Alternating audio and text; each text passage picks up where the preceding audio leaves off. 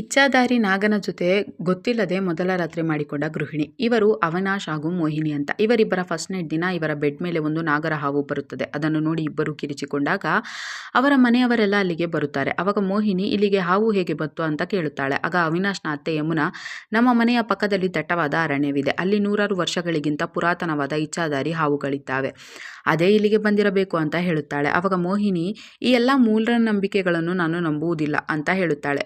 ನಂತರ ಮನೆಯವರೆಲ್ಲ ಮೊದಲನೆಯ ರಾತ್ರಿಯ ದಿನವೇ ಹೀಗಾಗಿದೆ ಅಂದರೆ ರಿಸ್ಕ್ ತೆಗೆದುಕೊಳ್ಳುವುದು ಬೇಡ ಎಂದು ನಿರ್ಧರಿಸಿ ಒಬ್ಬ ಸ್ವಾಮೀಜಿಯನ್ನು ಮನೆಗೆ ಕರೆಸುತ್ತಾರೆ. ಆವಾಗ ಅವನು ಮೋಹಿನಿಯ ಹಸ್ತವನ್ನು ನೋಡಿ, ಪೂರ್ವಜನ್ಮದಲ್ಲಿ ಇವಳು ಮೇನಕೆಯಾಗಿದ್ದಳು, ಹಾಗಾಗಿ ಈ ರೀತಿ ಆಗುತ್ತಿದೆ ಅಂತ ಹೇಳುತ್ತಾನೆ. ಆವಾಗ ಅವಿನಾಶ್ನ ಅತ್ತಿಗೆ ಯಮುನಾ, ಹಾಗಾದರೆ ನೆನೆ ಬಂದದ್ದು ಇಚ್ಛಾಧಾರಿ ನಾಗವೇ ಆಗಿರಬೇಕು, ಅದಕ್ಕೆ ಏನಾದರೂ ಪರಿಹಾರ ಹುಡುಕಿ ಅಂತ ಸ್ವಾಮೀಜಿಗೆ ಹೇಳುತ್ತಾಳೆ. ಆವಾಗ ಸ್ವಾಮೀಜಿ, ನಾನು ಭೂತಪ್ರೇತವಾಗಿದ್ದರೆ ನಿಯಂತ್ರಣ ಮಾಡುತ್ತಿದ್ದೆ, ನಾಗಶಕ್ತಿಯ ನಿಯಂತ್ರಣ ನನ್ನಿಂದ ಸಾಧ್ಯವಿಲ್ಲವೆಂದು ವಾಪಸ್ ಹೋಗುತ್ತಾನೆ. ಆಮೇಲೆ ಕೆಲವು ದಿನಗಳ ನಂತರ ಅವಿನಾಶ್ ಡ್ಯೂಟಿಯಿಂದ ಮನೆಗೆ ಬರುತ್ತಾನೆ. ಆವಾಗ ಮೋಹಿನಿಯ ರೂಮಿನಿಂದ ಪರಪುರುಷನ ಶಬ್ದ ಕೇಳಿಸುತ್ತದೆ. ಅದನ್ನು ಕೇಳಿ ಕೋಪಗೊಂಡ ಅವಿನಾಶ್ ಜೋರಾಗಿ ಡೋರ್ ಬಾರಿಸಲು ಶುರು ಮಾಡುತ್ತಾನೆ.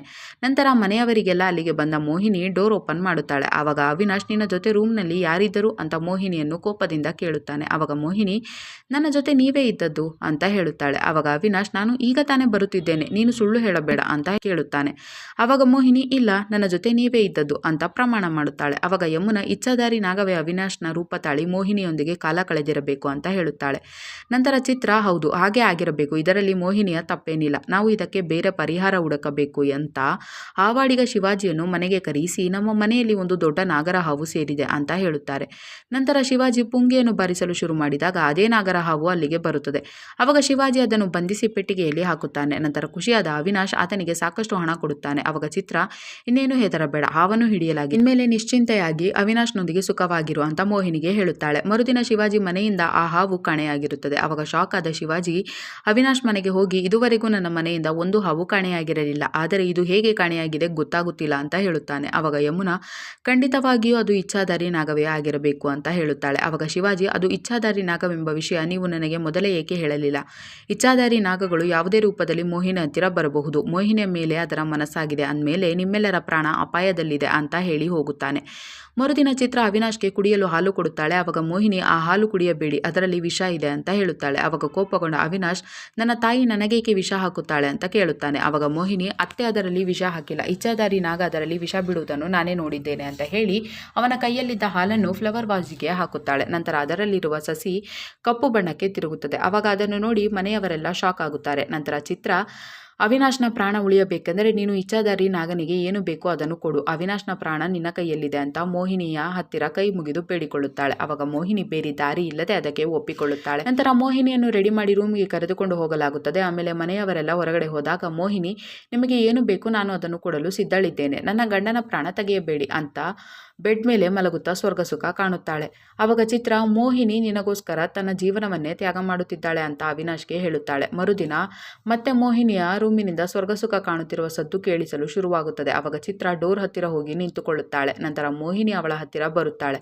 ಆವಾಗ ಅವಳನ್ನು ನೋಡಿ ಶಾಕ್ ಆದಂತಹ ಚಿತ್ರ, ಒಳಗಡೆ ಯಾರು ಇದ್ದಾರೆ ಅಂತ ಮೋಹಿನಿಯನ್ನು ಕೇಳುತ್ತಾಳೆ. ಅದೇ ಸಮಯಕ್ಕೆ ಯಮುನಾ ರೂಮಿನಿಂದ ಆಚೆ ಬರುತ್ತಾಳೆ. ಆವಾಗ ಚಿತ್ರಾಗೆ ಯಮುನಾಳನ್ನು ಅಲ್ಲಿ ನೋಡಿ ಮತ್ತೊಮ್ಮೆ ಶಾಕ್ ಆಗಿ, ನೀನು ಒಳಗಡೆ ಏನು ಮಾಡುತ್ತಿದ್ದೆ ಅಂತ ಯಮುನಾಳನ್ನು ಕೇಳುತ್ತಾಳೆ. ಆವಾಗ ಮೋಹಿನಿ, ನನಗೆ ಹುಷಾರಿರಲಿಲ್ಲ, ಹಾಗಾಗಿ ಇಚ್ಛಾಧಾರಿ ನಾಗ ನನಗೆ ಈಗಲೇ ಸುಖ ಬೇಕು ಅಂತ ಕೇಳತೊಡಗಿದನು. ನಂತರ ನಾನು ಆ ವಿಷಯವನ್ನು ಯಮುನಾಗೆ ಹೇಳಿದೆ, ಅದಕ್ಕೆ ಅವರು ಅವಿನಾಶ್ನ ಪ್ರಾಣ ಉಳಿಸಲು ಈ ಕೆಲಸ ಮಾಡಿದ್ದಾರೆ ಅಂತ ಚಿತ್ರಾಗೆ ಹೇಳುತ್ತಾಳೆ. ಆವಾಗ ಚಿತ್ರ, ಈ ವಿಷಯ ಬೇರೆ ಯಾರಿಗೂ ಹೇಳಬೇಡಿ ಅಂತ ಹೇಳುತ್ತಾಳೆ. ಮರುದಿನ ಮೋಹಿನಿಯ ಸಾವಾಗುತ್ತದೆ.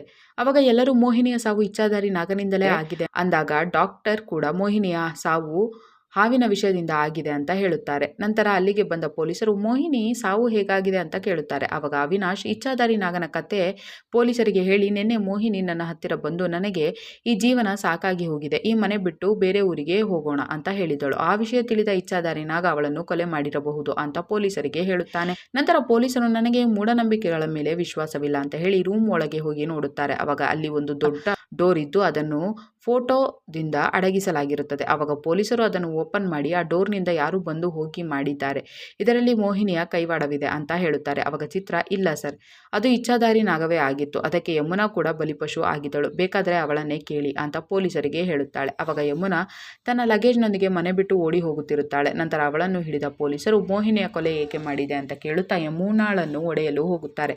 ಆವಾಗ ಯಮುನಾ, ನಾನು ಮೋಹಿನಿಯ ಕೊಲೆ ಮಾಡಿಲ್ಲ. ಮೋಹಿನಿ ಇಚ್ಛಾಧಾರಿ ನಾಗನ ಕತೆ ಹೇಳಿದಾಗ ನನಗೆ ಅವಳ ಮೇಲೆ ಡೌಟ್ ಬಂದಿತ್ತು. ಹಾಗಾಗಿ ನಾನು ಅವಳ ಮೇಲೆ ಒಂದು ಕಣ್ಣು ಇಟ್ಟಿದ್ದೆ. ಒಂದು ದಿನ ಮೋಹಿನಿ ತನ್ನ ರೂಮಿನ ಕಿಟಕಿಯಿಂದ ತನ್ನ ಲವರ್ ವಿನೋದ್ನನ್ನು ಒಳಗಡೆ ಕರೆಯಿಸಿಕೊಂಡಳು. ಆವಾಗ ಅವನು, ನಿನ್ನ ಪ್ಲಾನ್ ಸಖತ್ತಾಗಿದೆ ಅಂತ ಮೋಹಿನಿಗೆ ಹೇಳಿದಾಗ, ಆವಾಗ ಮೋಹಿನಿ, ಈ ಮನೆಯವರೆಲ್ಲ ಮೂಢನಂಬಿಕೆಗಳನ್ನು ತುಂಬ ನಂಬುತ್ತಾರೆ, ಹಾಗಾಗಿ ನಾನು ಇಚ್ಛಾಧಾರಿ ನಾಗನ ಕತೆ ಕಟ್ಟಿದ್ದೇನೆ ಅಂತ ವಿನೋದ್ಗೆ ಹೇಳಿದಳು. ಆವಾಗ ನಾನು ಅದೆಲ್ಲವನ್ನು ರೆಕಾರ್ಡ್ ಮಾಡಿಕೊಂಡು ಮೋಹಿನಿಗೆ ತೋರಿಸಿ, ನನಗೂ ವಿನೋದ್ನೊಂದಿಗೆ ಸುಖ ಬೇಕು, ಇಲ್ಲವಾದರೆ ನಿಮ್ಮ ವಿಷಯ ಮನೆಯವರಿಗೆಲ್ಲ ಹೇಳುತ್ತೇನೆ ಅಂತ ಬ್ಲ್ಯಾಕ್ ಮೇಲ್ ಮಾಡಿದೆ. ನಂತರ ಅವಳು ಬೇರೆ ದಾರಿ ಇಲ್ಲದೆ ವಿನೋದ್ನನ್ನು ಕೂಡ ಒಪ್ಪಿಸಿದಳು ಅಂತ ಹೇಳುತ್ತಾಳೆ.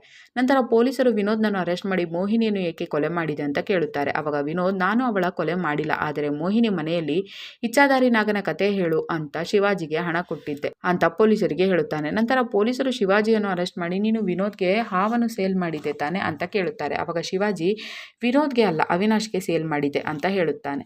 ನಂತರ ಪೊಲೀಸರು ಮೋಹಿನಿಯನ್ನು ಕೊಲೆ ಏಕೆ ಮಾಡಿದೆ ಅಂತ ಅವಿನಾಶ್ನನ್ನು ಹೊಡೆಯಲು ಹೋಗುತ್ತಾರೆ. ಆವಾಗ ಅವಿನಾಶ್, ನನಗೆ ಮೋಹಿನಿ ಹಾಗೂ ವಿನೋದ್ನ ವಿಷಯ ಗೊತ್ತಾಗಿ ಮೋಹಿನಿ ಹತ್ತಿರ ಹೋಗಿ ನಿಮ್ಮ ವಿಷಯ ಮನೆಯವರಿಗೆಲ್ಲ ಹೇಳುತ್ತೇನೆ ಅಂತ ಹೇಳಿದೆ.